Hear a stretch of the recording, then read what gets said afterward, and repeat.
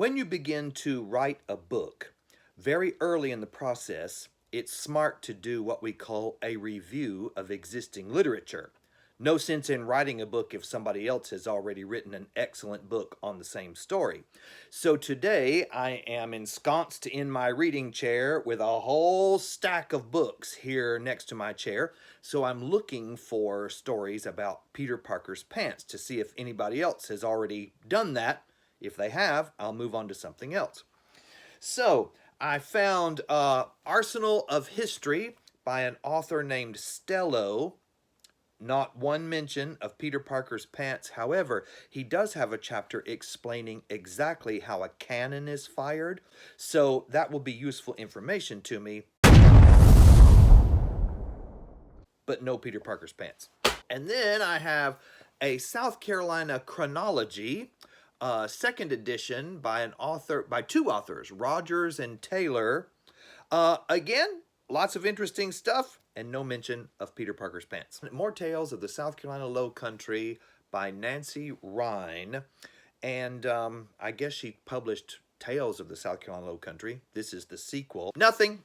Then I found this great big tome, South Carolina, The Beautiful Palmetto State. The author's name is Moore, a textbook.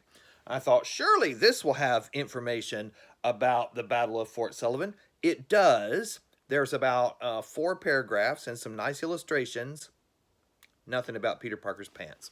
And then I found this. This book is by my friend, Ruth Miller. She and I are both tour guides and have worked together lots of times. Charleston's Old Exchange Building. See, there's the building right there. The Old Exchange Building was standing during the Battle of Fort Sullivan. In fact, that was one of the buildings that the city was very keen on defending if the British had gotten into our harbor. And she has a picture of Colonel Moultrie in the book, but nothing about the battle. Mr. Robert Bass's Swamp Fox, which is a biography of the famous Brigadier General Francis Marion. His nickname was Swamp Fox. He was at the Battle of Fort Sullivan. Nothing about Peter Parker's pants. South Carolina. Great stories that embrace the history of the Palmetto State. Not one mention of Peter Parker. So how great could these stories be? Planters, Pirates, and Patriots. I almost got distracted in the chapter on pirates. Arr! But nothing about Peter Parker's pants. Well, another textbook, The South Carolina Story. The author's name is Gibbs. Again, there were pictures from the Battle of Fort Sullivan. There is a picture of Sergeant Jasper, which is an important part of the story. Nothing about Peter Parker's pants. And finally, I found South Carolina, A History by Walter Edgar. This gigantic book.